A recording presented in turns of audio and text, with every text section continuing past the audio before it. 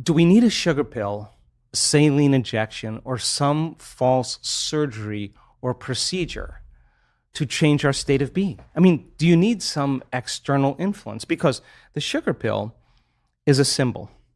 It's a symbol of possibility, and the person has been conditioned that pills heal people. So they put their power into it. And the moment the physician says, this is a new drug, and the physician is enthusiastic or excited about it, that enthusiasm becomes contagious. And the person all of a sudden sees the possibility in their mind. They actually see a future, that they actually could be healthy or better. That's a clear intention. And when they feel optimistic, when they feel inspired, when they feel grateful, when they're changing their emotions or energy, they're combining a clear intention with an elevated emotion.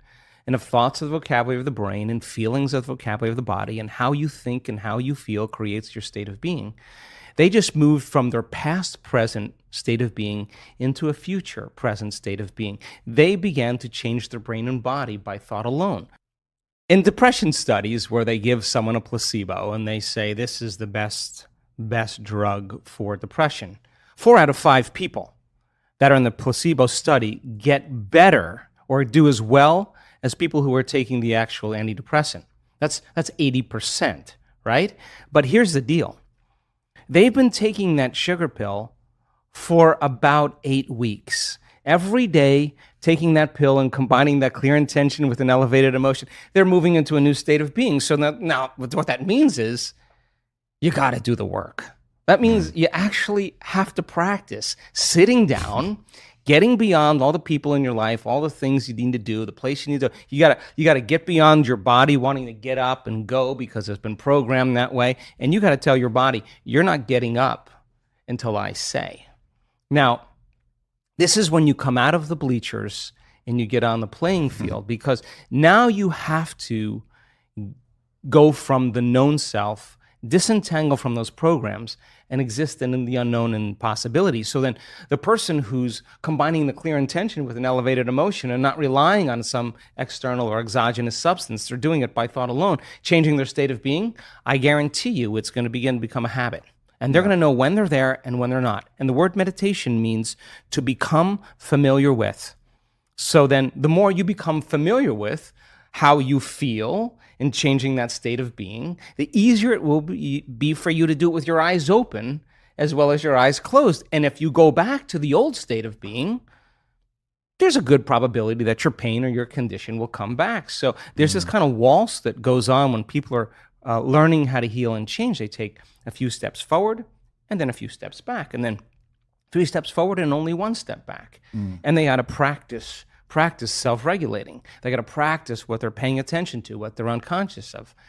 And if you stay with it for a long enough period of time, all of a sudden now the person reaches a point, we've measured what happens, where their chemistry changes so dramatically that they're literally in love with life. Now, imagine what happens when oxytocin is released in the quantities that we see. Oxytocin signals nitric oxide. Nitric oxide signals a chemical called endothelial-derived relaxing factor, and that's a big word or set of words that just means a chemical that signals the arteries in your heart to literally expand. And when they expand, you're getting more blood flow in there. And just like when your sexual organs are aroused and there's blood flow in there, now with the same intensity, you're going to feel it right in your heart, and it's going to be way bigger. And now the person's heart is wide open. So here's the question. The person feels those emotions. Do you think they're going to want to judge somebody else in that moment? You think they're going to want to hold a grudge? They're not going to try to forgive. They're going to feel so amazing. They're not going to want to lose this feeling, and they're just going to say, I forgive you. I'm not going to give this feeling up because of you. Now that's the side effect of true transformation. The side effect is a greater level of consciousness. The side effect is a greater skill set in life. And I think that when you start getting good at this, then all the things you thought you wanted, you no longer want, because when you're creating more brain and heart coherence, you feel more whole. And the more whole you feel, the less you live in lack. So how could you want many things if you feel whole. It feels like you already have them. And that's actually when you start to see those wonderful miracles, those synchronicities, those serendipities, those coincidences happening in a person. Those are experiences coming to them. That's the field dropping breadcrumbs saying, keep going, keep going. And there's a synchronization between that person's energy and their future. And the side effect of that are signs. And that's when it gets to be exciting, because every sign does what? It creates an enthusiasm, an excitement. And you're kind of going, hey, there's another sign. I'm going to go do it again. So now you're not going, oh, I have to meditate today. Oh, geez, I got to create my life. You're looking forward You're to like, oh my God, I don't want the magic to stop happening. I'm going to get into it. And every synchronicity creates that elevated emotion, and you use that energy for the next creation. And people climb out of their lives, climb out of their path. So the body's a protein-producing machine. Every single cell in your body, except red blood cells, makes proteins. Muscle cells make muscle proteins, actin and myosin. Skin cells make skin proteins, collagen and elastin. Your stomach cells make stomach proteins called enzymes. Your immune system makes immune proteins called antibodies or immunoglobulins. Your eye cells make eye proteins called keratin. So your body's a protein-producing machine. And in order for those cells to make proteins, a gene has to be regulated. So then they used to say genes create disease. Lie. It's an absolute lie. There's a very small percentage, about 5 to 1% of the people on the planet are born with a true genetic condition like type 1 diabetes. The other 95 to 99% is created from lifestyle or behaviors. Two identical twins sharing the same genome. One dies at 52, the other one dies at 88. Well, what happened there? It was the reaction to the environment that caused their genes to be switched on or upregulated to make a healthy protein, or downregulated to make a cheaper protein. And it turns out that when you're living in stress and living in survival, you're living in emergency mode. And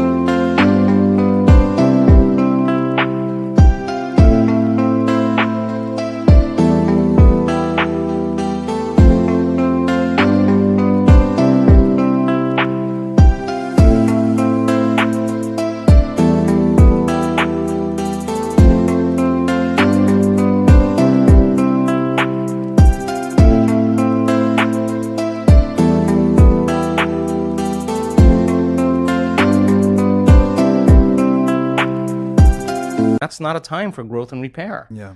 That's a time to mobilize all the body's energy, all its resources from some endangered situation, real or imagined, in their life.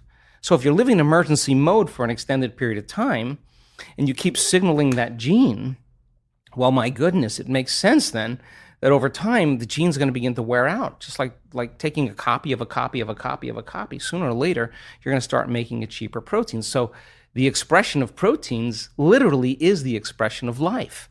So then, is it possible then to signal the gene ahead of the environment? The answer is absolutely yes. Because if a person's waiting for their wealth to feel abundance, if they're waiting for their health to feel wholeness and gratitude, if they're waiting for their new relationship to feel love, they're living by the old model of reality of cause and effect, waiting for something out there to change to make them feel better. And here, take away their lack or emptiness. But the moment the person embraces the emotion ahead of the event, if they understood what they were doing and why they were doing it, then if the environment signals the gene, and it does, and the end product of an experience in the environment is an emotion, when you embrace the emotion ahead of the experience, you're signaling the gene ahead of the environment. And if genes make proteins, and proteins are responsible for the structure and function of your body, you begin to become that very person. So it's not our wealth, it's not our health, it's not our new relationships, it's not the things we accumulate, it's who we become. Yeah. So we overcome the old self, which takes a great act of will and awareness, and we become somebody else. So then when you become it, nobody can take that away from you. In fact, you know that you know how to do it, or you know that you are it. And an abundant person doesn't say, I'm abundant, I'm abundant, I'm abundant, or a healthy person doesn't say, I'm healthy, I'm healthy, I'm healthy. They don't say that. They are it. Yeah. So then most people have just been fooled by their senses because they're 5% of their conscious mind.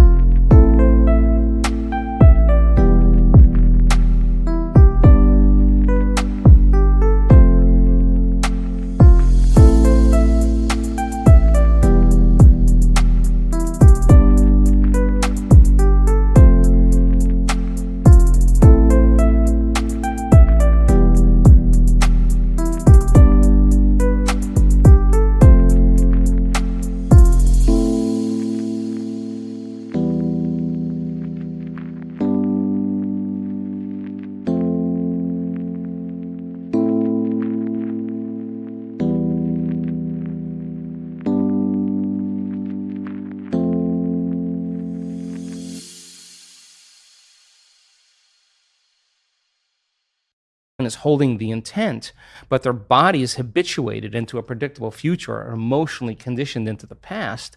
And they're saying, I'm healthy, I'm healthy, I'm healthy, or I'm happy, I'm happy. And the body's going, you're miserable, you're unhappy. That thought can't even make it past the brainstem to the body. So then teaching people how to self-regulate, they have no idea when they started changing their emotional states, the amount of biological and energetic changes that take place within them and all around them. So then develop that skill and get really good at this. Then for the most part, you wouldn't be so interested in so many material things. You would be interested in facing off with yourself every day and asking, what is it that stands in the way between me and my future? What is it that stands in the way between me and my connection to the quantum field? I think that's the real question.